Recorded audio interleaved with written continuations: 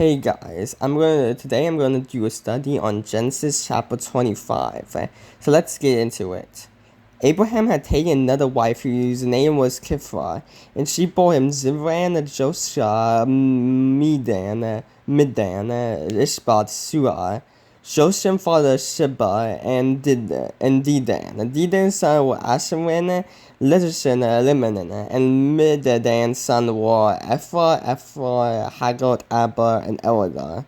All these were the sons of Keturah. Abraham gave everything he owned to Isaac, but Abraham gave gifts to his son of his concubines. And while he was still alive, he sent them eastward away from his son Isaac, to the land of the east. So Abraham taken another wife whose name was Keturah, and she bore him like Zipporah, Joseph, Midan, Ishbak, and Shua, and they followed their own sons. And Abraham gave everything he owed to Isaac, but Abraham gave gifts to his sons of the concubines, and while he was still alive, he sent them eastward away from his son Isaac to the land of the east. So Abraham, while he got another wife and other children, he recognized that Isaac was the child that God promised, and that's his true offspring. So he gave everything he owned to Isaac. He gave gifts to his other sons, but he also sent them to the east so that they wouldn't, interfere with Isaac. This is the length of Abraham's life, 175 years.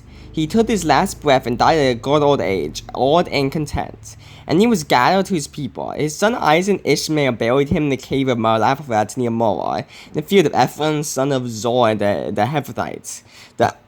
This was the field that Abraham brought from the Hephathites. Abraham was buried there with his wife Sarah. After Abraham's death, God blessed his son Isaac, who lived near Beer Lahai.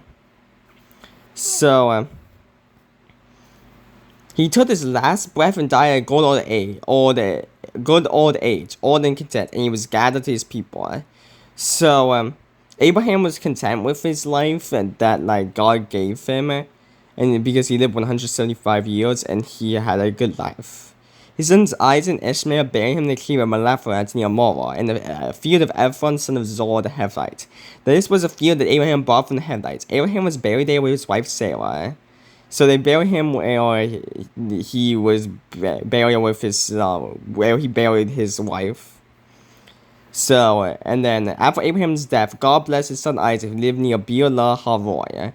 So God, because Isaac is like Abraham's offspring and the one that will become many nations, so God blessed him once again. These are the family records of Abraham's son Ishmael, who Hagar, the Egyptian slave, bore to Abraham.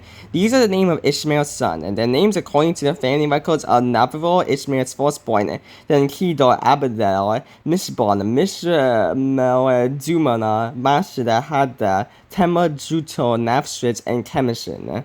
These are Ishmael's sons, and these are the names by the settlements and encampments, 12 leaders of the clan. This is the length of Ishmael's life, 137 years. He took his last breath and died, and was gathered to his people. And he settled from Havilah to Shur, which is opposite Egypt. As you go to Ashur, he stayed near all his relatives. As they settled from Havilah to Shur, which is opposite Egypt, you go to Ashur, he stayed near all his relatives. Because it said in previously in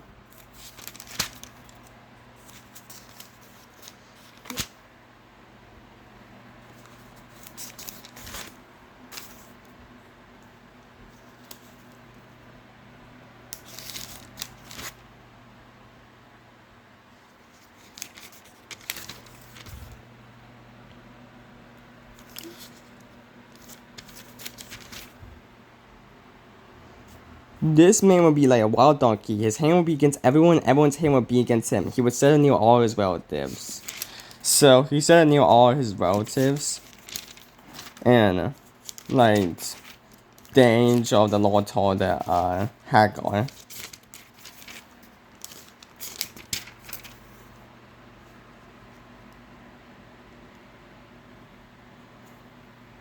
These are the family records of Isaac, son of Abraham. Abraham fathered Isaac.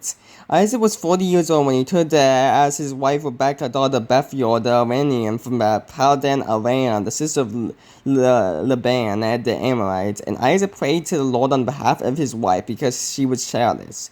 Lord was receptive to his prayer, and his wife Rebekah conceived. But the child inside her struggled with each other, and she said, "Why is this happening to me?" She went to inquire of the Lord, and the Lord said to her, "Two nations are in your womb. Two people will come from you and be separate. One people will be stronger than other, and the older will serve the younger." So Isaac prayed to the Lord on behalf of his wife because she was childless. The Lord was receptive to prayer, and his wife Rebekah conceived. So Rebekah wasn't having children. So Isaac went to the Lord and prayed so that she would have children, and the Lord answered and gave Rebekah actually 2 children. But the children inside her were struggling with each other, and she said, "Why is this happening?" So she went to inquire of the Lord, and the Lord said to her, "Two nations are in your womb. 2 people will come from you and be separate. One people will be stronger than the other, and the older will serve the younger." So right here, the Lord is setting a prophecy because both Esau and Jacob are in her womb, and they both will become light. Jacob will continue will become Israel, the nation of Israel, and Esau will become the nation of Edom. When her time came to give birth, there were indeed twins in the room. The first one came out red-looking, color of hair like a fur coat, and they named him Esau. After this, his brother came out grasping Esau's heel with his hand, so he was named Jacob. Isaac was 60 years old when they were born. When the boys grew up, Esau became an expert hunter and outdoorsman, but Jacob was a quiet man who stayed at home. Isaac loved Esau because he had a taste for wild game, but Rebekah loved Jacob. Once, when Jacob was cooking stew, Esau came in from the field exhausted. He said to Jacob, "Let me eat some of that red stuff because I'm exhausted." And that is why he was also named Edom. Jacob replied, "First, sell me your birthright." "Look," said Esau, "I'm about to die, so what good is a birthright to me?" Jacob said, "Swear to me first." So he swore to Jacob and swore his birthright to him. Then Jacob gave bread and lentil stew to Esau. He ate, drank, got up, and went away. So Esau despised his birthright.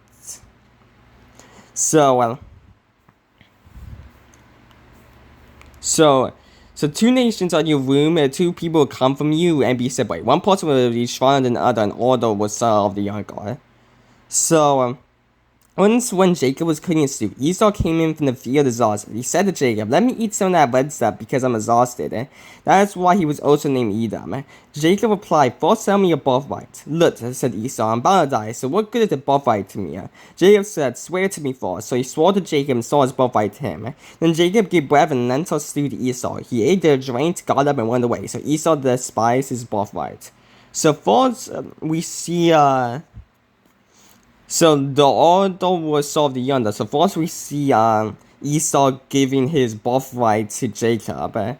So you can always see the prophecy start to fill out, and also you can see that Jacob is a little bit cunning because he could have just given him this the stew and been a nice brother but no, he was say, "Hey, give me your birthright." And Esau is I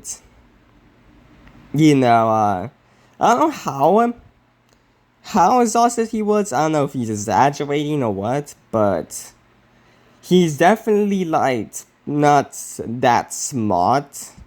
If he would so his birthright for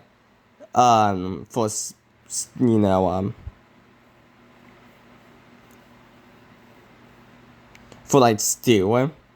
It'd be not very smart to sell your birthright for stew. But yeah, and then as we see, so Jacob is a little bit deceptive and a little bit cunning, and Esau is, a little bit stupid. And in the prophecy before that, one people be stronger than other, and the other will solve the younger. So the younger, which is Jacob, will come out on top and be, and Esau will solve Jacob. But yeah, this is Genesis chapter 25, which taught about some genealogies of like Abraham's other wife, Keturah, and how Abraham died, and then how Ishmael family went, and then the birth of Jacob and Esau, and then how Esau gave up his birthright to Jacob. But yeah, if any experienced Christian sees this and I said something wrong, please correct me. And if you like this video, like it. And if you think I'm doing something good, subscribe. And I will see you the next day, if the Lord wills. Bye.